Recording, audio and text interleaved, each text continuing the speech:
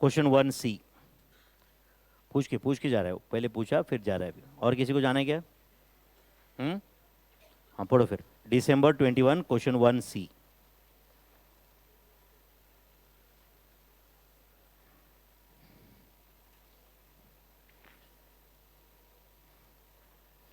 A skilled worker is paid a guaranteed wage rate of rupees 150 per hour। मतलब basic wage rate है ना ये। Standard time allowed for a job is 10 hours, he took 8 hours, तो time saved कितना है? 2 hours. He has been paid under Rowan scheme. Time saved पता है, time allowed पता है, टाइम टेकन सब पता है ना अपने को। अच्छा बेसिक वेज रेट पता है। Calculate effective hourly rate of earning under Rowan's plan. Calculate the time in which he should complete the job if worker is placed under Halsey's scheme and he wants to maintain the same effective hourly rate of earning। अब बताओ 5 mark के लिए free है कि नहीं है बताओ? है कि नहीं बताओ? कुछ दम 5 मार्क, एक 2 मार्क का क्वेश्चन नहीं है, 5 मार्क के क्वेश्चन नहीं है। क्या तो है यार इसमें?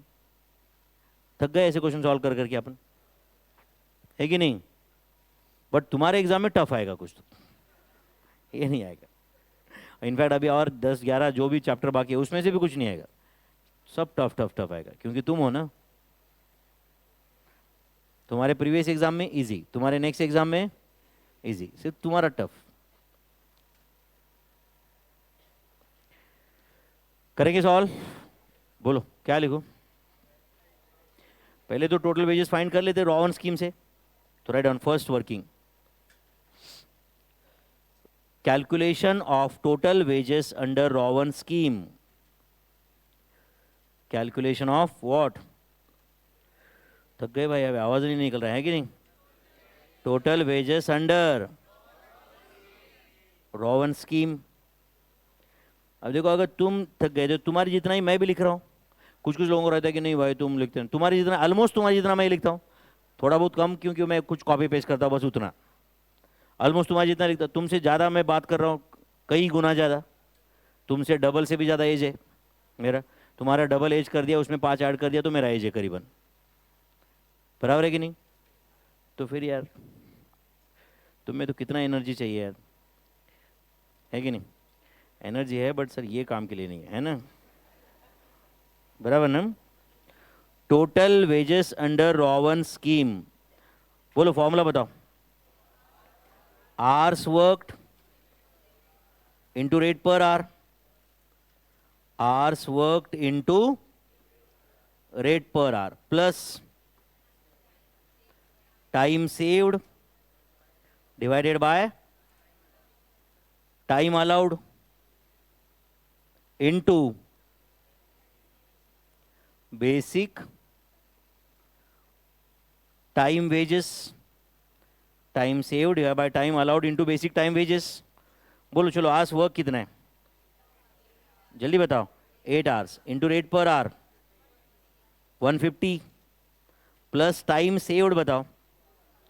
चलो ऐसे लिख देता हूँ 10 आवर्स माइनस 2 आवर्स, चलता है sorry 10 hours minus 8 hours divided by 10 hours into, बोलो ऐसे लिखू क्या 150 आवर्स इंटू ₹8, चलता है क्या? अरे फर्स्ट ब्रैकेट का ही आंसर है ना उधर।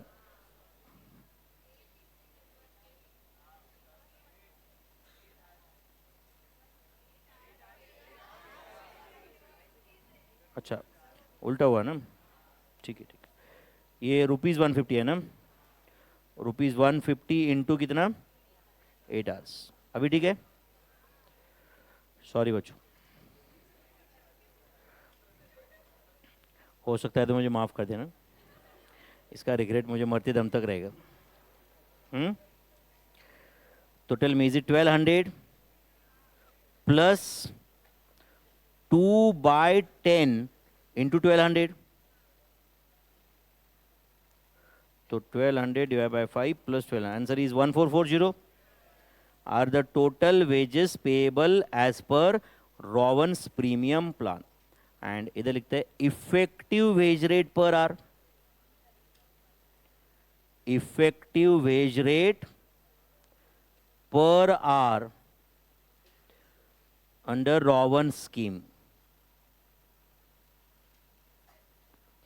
क्या फॉर्मूला होता है effective wage rate per hour का? Total wages payable divided by hours worked. Total wages payable divided by hours worked. बोलो कितना है total wages payable? 1440 divide by hours work कितना है?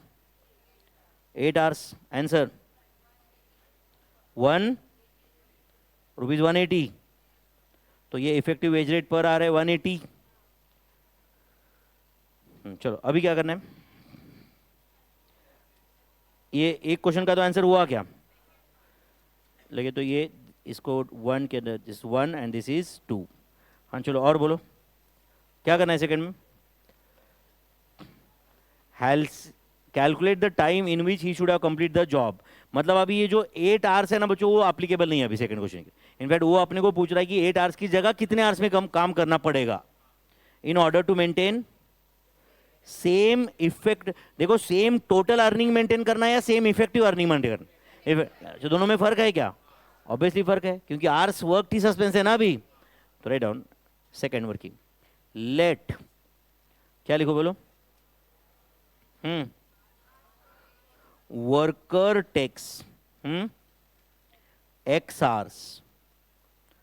Let worker takes बोलो x hours to complete the job. To complete the job in order to maintain.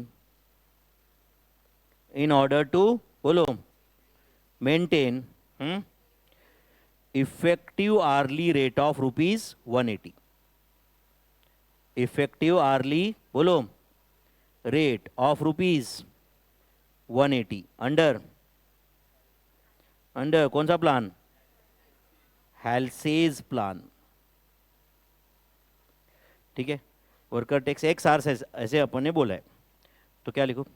Therefore time saved is equal to time save. Time allowed कितना है? 10. तो 10 minus x hours. सही है भाई. उसके बाद लिखो effective wage rate per hour under Halsey's scheme. Effective wage rate per hour under Halsey's scheme. क्या होता है effective wage rate per hour का formula? Total wages payable divided by hours work. Total wages payable divided by, तो ये divided by मैं लिख रहा हूं और नीचे आवर्स वर्क तो लिख दिया मैंने. और न्यूमरेटर में क्या लिखना बाकी है? Total wages. And total wages का फॉर्मूला आप जानते हैं क्या फॉर्मूला है? Hours worked into rate per our. Hours worked into rate per our plus 50% of time saved into rate per our.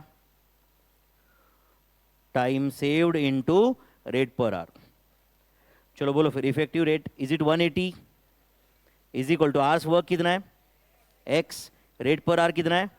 150 plus 50% of time saved कितना है? 10 minus x into 150 divided by x. बस ये solve करके x का value लाना है यार. तो बताओ क्या आएगा ये? 180x minus 150x is equal to 75 in bracket 10 minus X. तो 180x माइनस 150x कितना आता है? 30x आता है कि नहीं? 30x डिवाइड बाय 75 करूँ क्या? Is equal to 10 minus X. सही है क्या? तो 30 डिवाइड बाय 75 कितना आता है? 30 डिवाइड बाय 75 बोलो तो 0.40x. Is it 0.40x plus x is equal to 10. Tough है क्या? तो 10 divide by 1.40 is answer. So it is 1.40x is equal to 10. Therefore, 10 divided by 1.40. Answer 7.1428571428 hours. सही है क्या? सही है क्या भाई? इतने आवर्स में उसको जॉब कंप्लीट करना पड़ेगा. टफ है ये. या इसको ऐसे भी लिख सकते हो, 7 1/7 आवर्स. 7 1/7 आवर. 1/7 का आंसर ये देखो 0.14285. सही है क्या भाई? या आप सीधा सीधा बोल सकते हो 50/7 आवर्स. कितने आवर्स बोलो? 50/7 आवर्स. 50/7 का आंसर वही रहेगा वापस. 7 1 7 7 7 49 + 1 50/7. समझ रहे हैं आपको ये? 50/7 आवर्स. 50/7 आवर्स में उसको जॉब कंप्लीट करना पड़ेगा. ICI ने वैसे 7.14